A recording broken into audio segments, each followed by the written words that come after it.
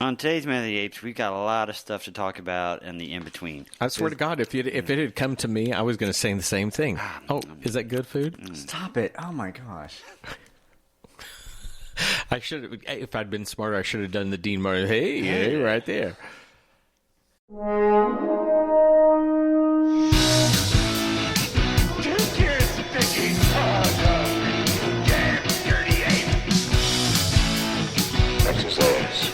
Human down.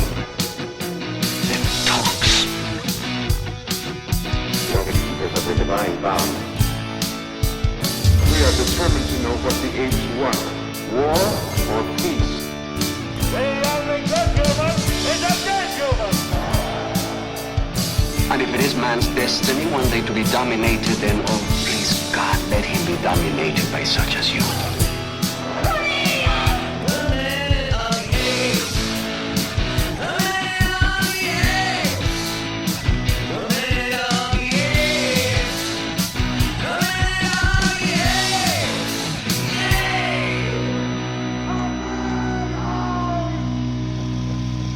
Hello and welcome to Minute of the Apes, a daily podcast where we break down every minute of the Planet of the Apes movies 1 minute at a time. It's Friday. That was Sean.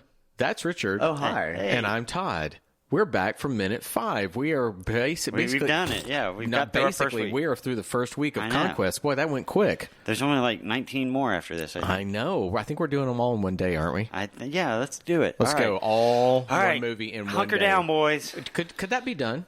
What? Could we do one movie in one day? There's no way. No, With if we take 10 to 30 minutes an episode, Yeah. and we do the 90 minutes, do the math. It'd be a long day. Yeah, exactly. we got to figure out. We got to try a marathon once and see how many we could do in one day. I got to be in bed by 9. I can't do it. Do you go to bed that early? Well, I try to. It doesn't happen. I go to bed more like 9:30 or 10. You're but such I a wake better up at person 4 than or I 5 am. o'clock in the morning. That's why when you texted me, like, how early can you be here? And I was like, 5. And here I went. I did my notes around 12:30. Got to bed at 1. Got up at 6, and I'm just blitzed. Well, if I've I was done wide awake, letting the dogs out. You know, if I've done my math right, to do this movie in a marathon setting, if we didn't do any in-betweens and we just took it to about half an hour an episode, it'd still take us 44 hours to get through it with no breaks. So I want to hear the last episode of that. that's like hallucination zone. That's like the no sleep. where you what just would go, happen "What's is we going get to on?" that last episode and Todd would go, shit, we didn't record it. Yeah, you're like, why is it not recording? Well, of course he said that, and the first thing I did was look over. Are we recording? Yes, we are recording. Yeah. All right, let's go. Minute 5. All right. Tell us what's happening, Sean. We're going to start minute 5 with Armando telling what I assume is Milo how to walk like a primitive chimpanzee, and ends with Milo and Armando getting in an elevator. All right, let's take a listen to minute 5 of Conquest of the Planet of the Apes. Your arms should move up and down from the shoulder, like so. Yes, that's better. After 20 years, you've picked up evolved habits from me. That could be dangerous. Even fatal. Armando, I don't understand. Now listen to me, Caesar. There can be only one talking chimpanzee on Earth. The child of the 2 talking apes, Cornelius and Zira, who came to us years ago out of the future and were brutally murdered for fear that one very distant day, apes might dominate the human race. Yeah, but outside of you, nobody even knows I exist. And we must keep it that way, for the fear remains. The mere fact of your existence will be regarded as a grave threat to mankind. Shh. Come. Come.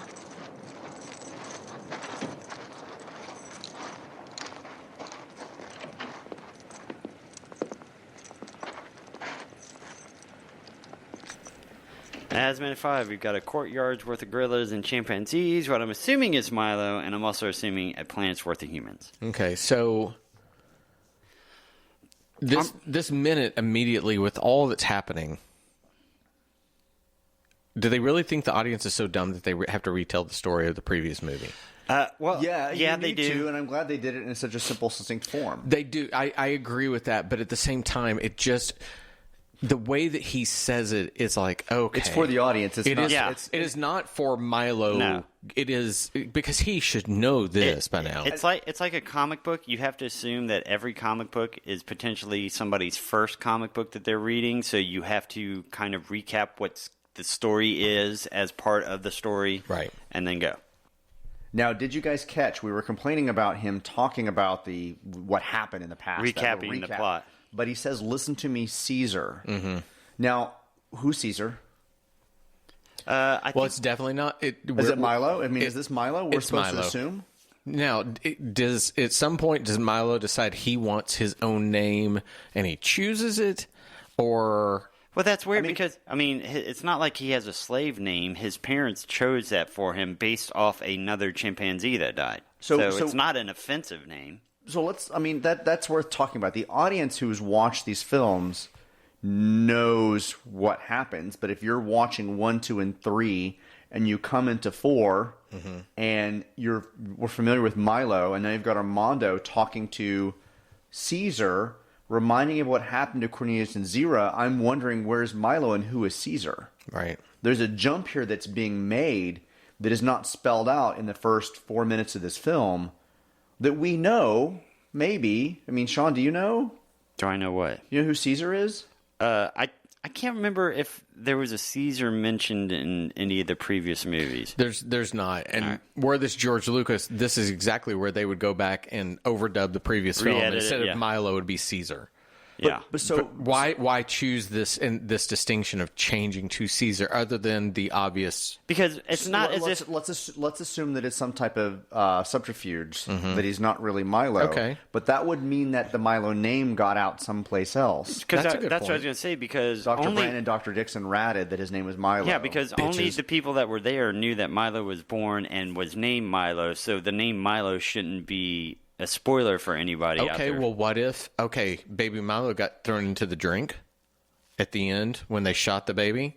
That was Milo. Maybe they called that Milo. that's true. And they gave him a new name because of that. If Dixon and Brandon had put Milo on the death certificate of the baby and that became public, then therefore that makes okay, cool. We have some logic here. We created our own. They don't give us that, but that kind of would make sense because you've got to name that baby something. You've got to give it something. Well, I mean, we're now hearing the audio. We now know that this is Roddy McDowell. I mean, you know that this is Unmistakable, the actor. right. Right. You might have had a question as to who this was in mask, but the minute you hear him talk, you know that's Roddy. We assume that Roddy is playing both the father and the son. We know that Milo And the Holy Ghost. and the Holy Ghost. We know that Milo was the name of the child from Cornelius and Zira, and we have him being called Caesar at this moment. So there's some mathematics that have to be happening in the audience's mind at this moment. So the description of what happened to Cornelius and Zira sounds like that. This Caesar wasn't even really a part of that at all. It's being told to the audience, not to him. So, again, going back to pre-home video era, how many times do most people probably see Go these in to the the theater theater to see it? Maybe 5 times, 10 times. You tops? would need the reminder. The reason I'm bringing up, I wonder that even the casual fan that saw it once, are you going to remember that the baby was named Milo, or are you just going to go, oh, they named their child Caesar? True, you might not have remembered that Milo Because was you've the not name, seen yeah. it recently. Again, Right, yeah. I'm surprised that they didn't have the necklace on the baby. That or would on have been a Milo. very good nod. That really would have. Because have that on there. Armando, I cannot see Armando going, oh, and this necklace that you wore, your mother gave this to you. Yeah. She loved you so much. That would have been a nice little touch. Exactly. The audience kind of need that stuff. The audience really needs that stuff dialed in sometimes. I agree. They're kind of dumb. Well, you use visual motifs like that, and there's nothing wrong with it. I don't even think he would, even if he had not said a thing about it, other than to grab the medal and go, your mother and father were good people, were good apes. There could be no talking ape on the earth, even if he's fondling And then if that he's necklace. touching it Yeah, at that exactly. point, I still exactly. think about And your it would parents to work this with day. This jacket. Yeah. I'm just saying. And the chain. It would work with this jacket. Would it Maybe be not too the many chains? Maybe might too many Two chains. chains. Yeah, exactly. Yeah. 2 chains. So, did y'all notice, though, as they walk down the steps, that one cop is continuously looking over the edge at them as they go? Yeah. I mean, Well, I mean, he's was dressed. hot. He's dressed wrong. what? It was hot. Oh, it was hot or he's hot? It was hot. Why Okay. not both? Well, so the thing that bothered me most, and having filmed a web series, the variants, what I'm really stands out to me is the fact that we talked about the budget of this film. They're on a roof.